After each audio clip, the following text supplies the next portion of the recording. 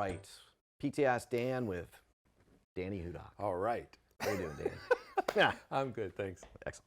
So one of the things that we see a lot, and this goes back for me, I read a book that really changed my approach called The Challenger Sale, which the concept is around challenging your prospects and their thinking and sort of that center point. And you're not trying to knock them so far off kilter that they can't engage in the dialogue, but you're trying to get them to shift their thinking somewhat. And you're not just going to take something they give you that you know is sort of the elephant in the room that if it doesn't get discussed, you're never going to get to where you need to go. But oftentimes we see salespeople not tackling that elephant.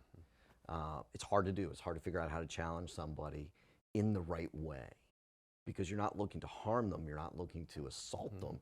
You're looking to get them to think differently and deal with what they just put on the table, so to speak. So talk about how to challenge prospects and do it the right way.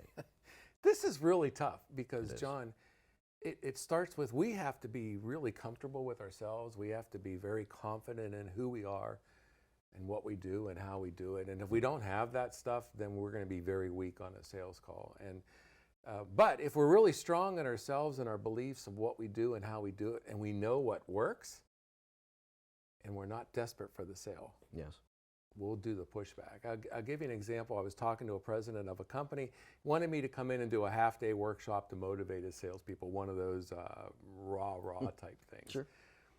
And as we were talking, what he really wanted was a shift in their attitude. Okay.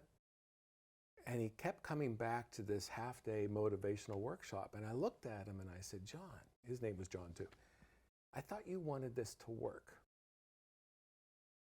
And he looked at me and goes, what do you mean? I go, who can change an attitude in a half-day workshop? It's not going to work. He said, but that's what's in my budget. I said, well, then I'm your wrong guy because what's going to happen is I'll come in and I'll motivate everybody. They'll do great for a day or two.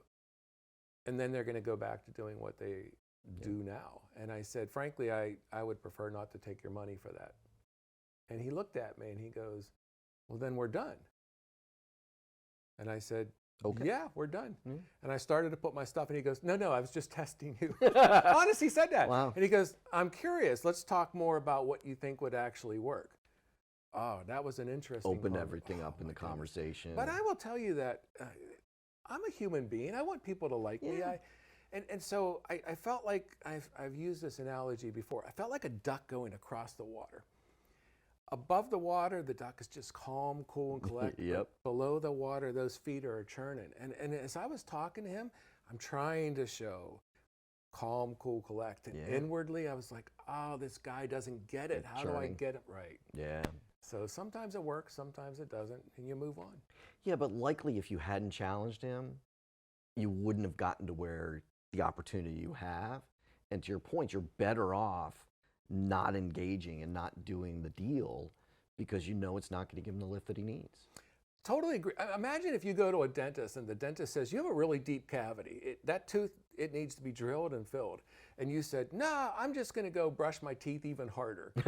Any dentist worth their salt is going to say, that's not going to work.